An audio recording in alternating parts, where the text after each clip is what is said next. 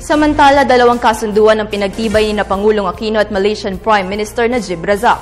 Sa kanilang bilateral meeting, nagpasalamat ang Pangulo sa donasyon ng Malaysia sa mga biktima ng Yolanda. Binati naman ng leader ng Malaysia si Pangulong Aquino sa pagbuo ng Bangsamoro Framework Agreement. Babalik si Elena Luna. Pinagtibay ng Pilipinas at Malaysia ang dalawang kasunduan sa ginawang state visit ni Pangulong Aquino sa Malaysia. Naging saksi sina Pangulong Aquino at Prime Minister Najib Abdul Razak sa paglagda ng Agreement on Cultural Arts and Heritage. May pinagtibay ding bagong kasunduan sa edukasyon na ayon sa Embahada ng Pilipinas ay magbibigay ng pagkakataon na magkaroon ng alternatibong pag-aaral ang batang anak ng mga Pilipinong nasa Malaysia.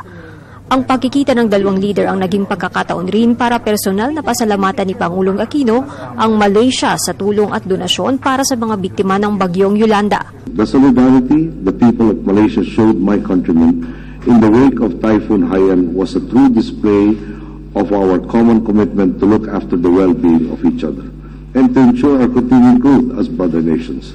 Your Excellency, I speak on behalf of our people when I say the Filipino people never forget acts of kindness.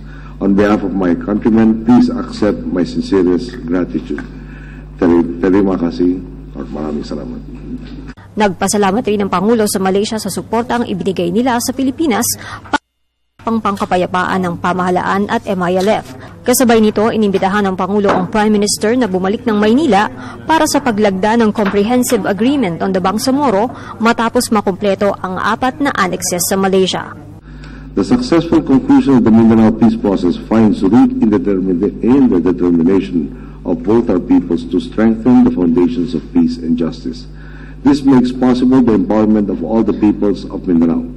I look forward to welcoming His Excellency in Manila for the signing of the Comprehensive Agreement on the Bangsamoro.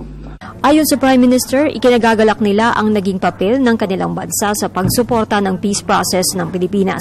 Kinumpirma niya na dadalo siya sa gagawing paglagda ng kasunduan sa huling linggo ng Marso.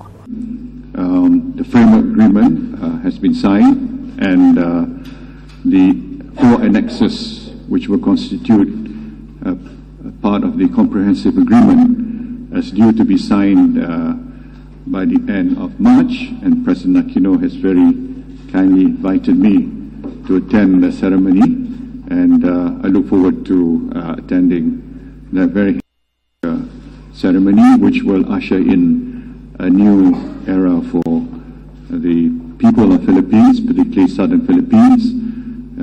The security and peace of that area will not only benefit the people of Philippines, but also Malaysia and the region as a whole. Noong lagdaan ng Bangsamoro Framework Agreement Oktubre taong 2012, pumunta ng Pilipinas ang Prime Minister para maging saksi. Para sa Telebisyon ng Bayan, Elena Luna, Kuala Lumpur, Malaysia.